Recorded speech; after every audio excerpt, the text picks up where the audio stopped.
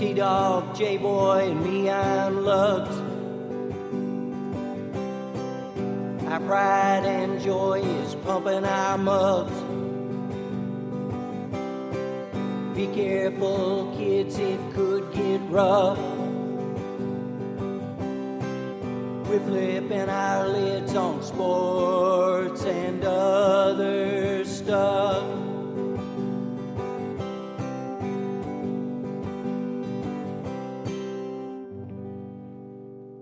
Welcome to Sport Weasel Central. I'm Lugs. I'm J-Boy. And I'm T-Dog. This is Sports and Other Stuff, celebrating our 51st episode. NFL Week 2, so many great plays, so many injuries. What team would you buy? Which team would you sell? Plus, we'll talk a little Louisville, Miami, college football. Nick Bosa, Jimmy Garoppolo, Solomon Thomas, Christian McCaffrey. I could go on and on. Saquon Barkley. The stack of injuries is piling up from Week 2. And after complaints the NFL will inspect. Giants, Jets, MetLife Stadium turf. Some players say it's too sticky. But in spite of it all, it was a tremendous weekend of NFL football. Great performances. Boys, what did you like? What didn't you like? Take it away. I got to say, hats off to Justin Herbert, man. For a guy, I don't know about the Tyrod Taylor thing, chest pains. Who knows what that was all about. But I got to say, to come in that atmosphere and hand the Kansas City Chiefs all they wanted, hats off to Justin Herbert. That was the highlight of the weekend for me.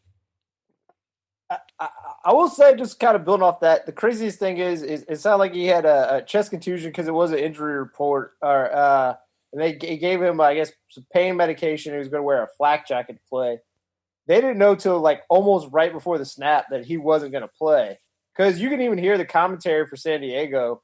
Both Matt Money Smith and Daniel Jeremiah were caught off guard that Herbert was under center. So, yeah, the thing that's distraught is, as much as I like Tyrod Taylor, you just kind of like look at how he played against a mediocre defense. He didn't really move the ball. Obviously, KC's defense is a lot better.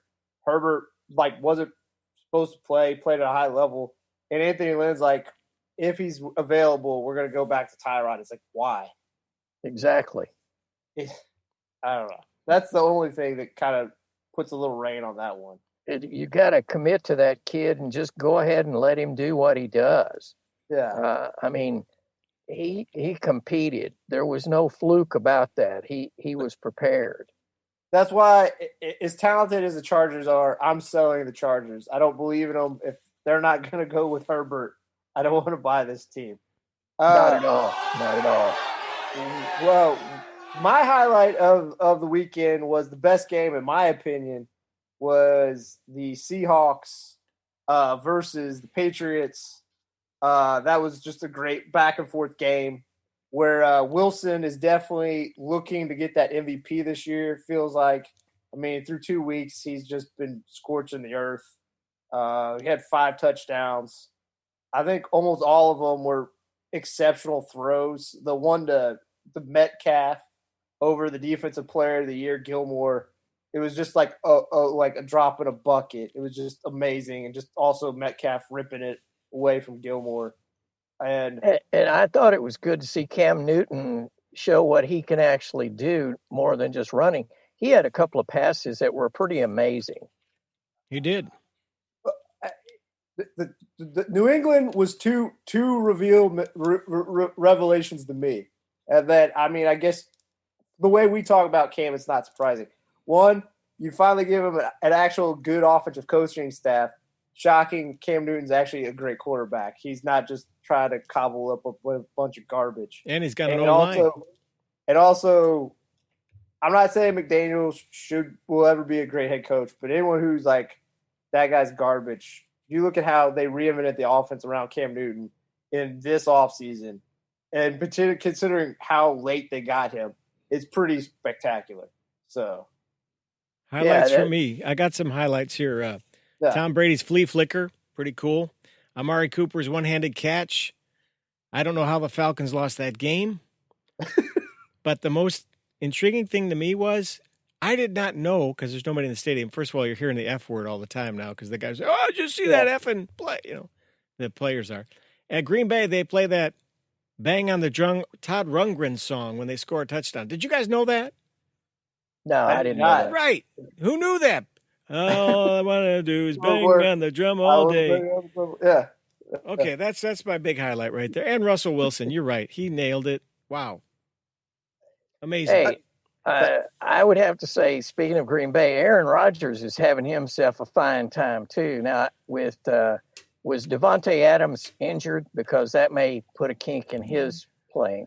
Don't know the severity of the Right. injury. He got rolled up on his ankle, and then I think there's hamstring tightness. But I think from people who kind of saw him afterwards, the way he was disposition wise, I think they were just up so big on the Lions they just wanted to rest him.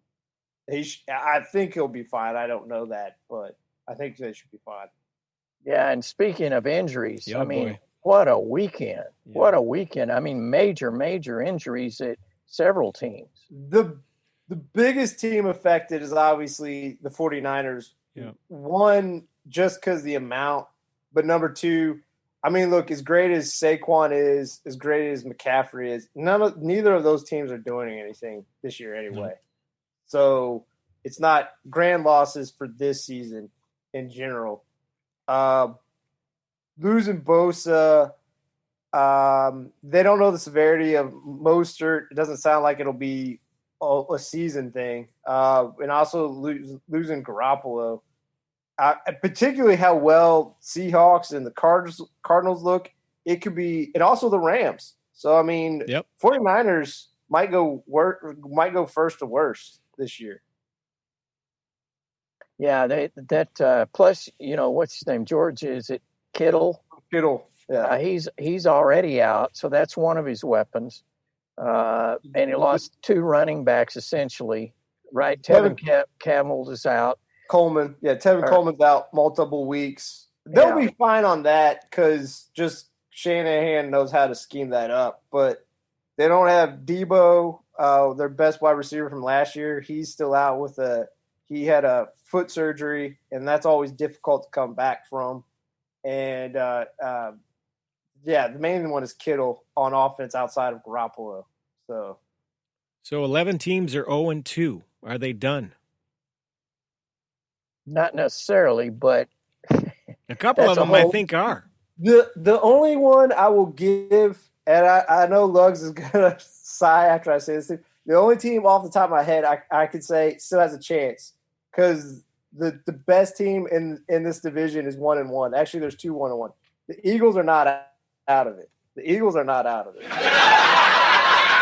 I'm afraid the Eagles have landed, and they've landed just in a deep hole right there. I'm sorry. Can I say who they have the next 2 weeks?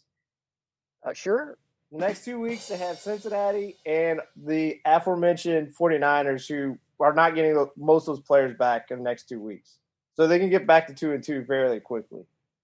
I would have to put $1 on Cincy in that game because they can do it. For real? It's going to be Joe Burrow's first good game. He's going to come. $1. I'm thinking, I'm sorry, Carson Wentz when he's on is really good, but most of the time in this past weekend, he didn't have to run for his life. The first weekend he was running for his life, but unless he was holding that ball too long.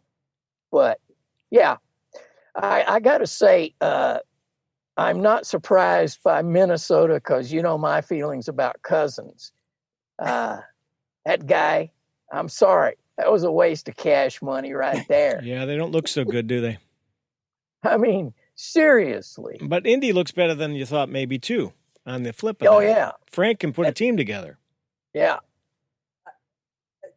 It's weird. I obviously, there's 2 divisions. Obviously, only 2 weeks. There's 2 divisions. I don't know what way the divisions are going. These divisions are going.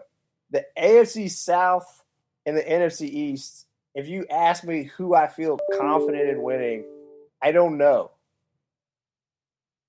Yeah.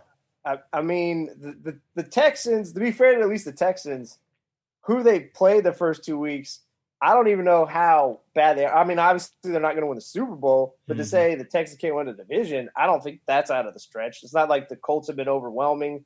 The Titans have beaten two mediocre teams that probably weren't going to be in the playoffs, and the Jags and the Broncos. So it's Mhm. like, I don't know how legitimate they are. And obviously the Jags are just kind of trying to figure out who they are. Hanging in there. So, yeah. Speaking of the Broncos, since Locke is out, this is my sort of wild prediction right off here. Since Shermer's there, do they bring in Eli Manning? Oh, 'Cause Manning- no.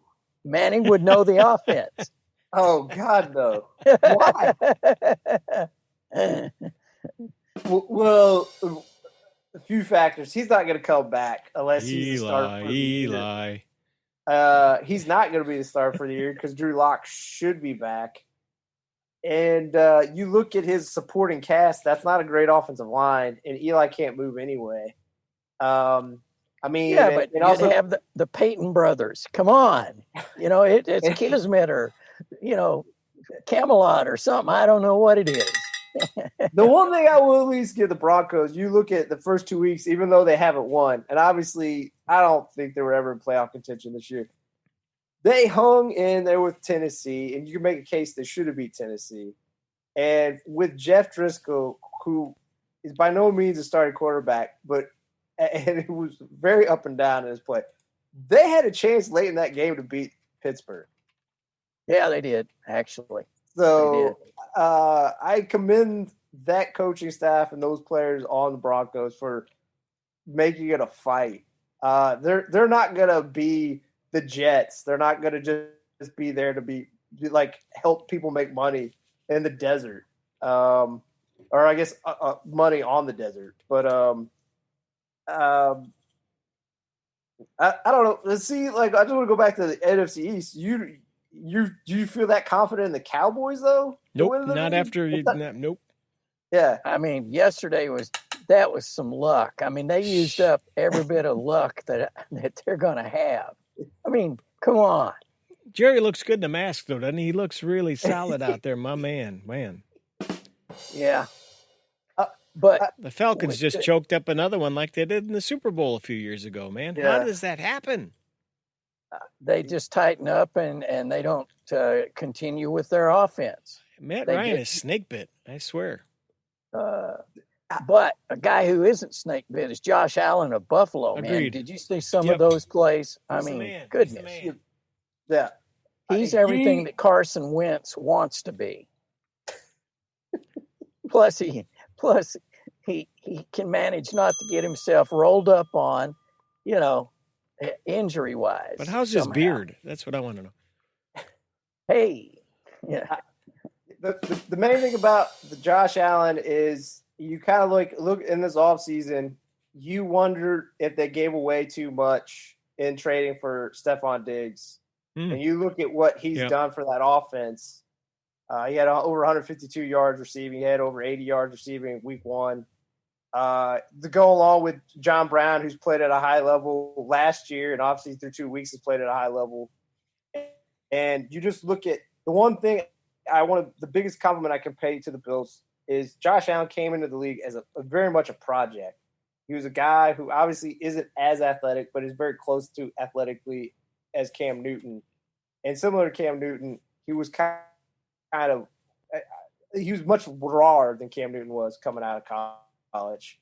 And they've done a good job of developing him as a quarterback, where he looks through 2 games, he looks like a true quarterback. With that defense, that's trouble for everyone in the league. So,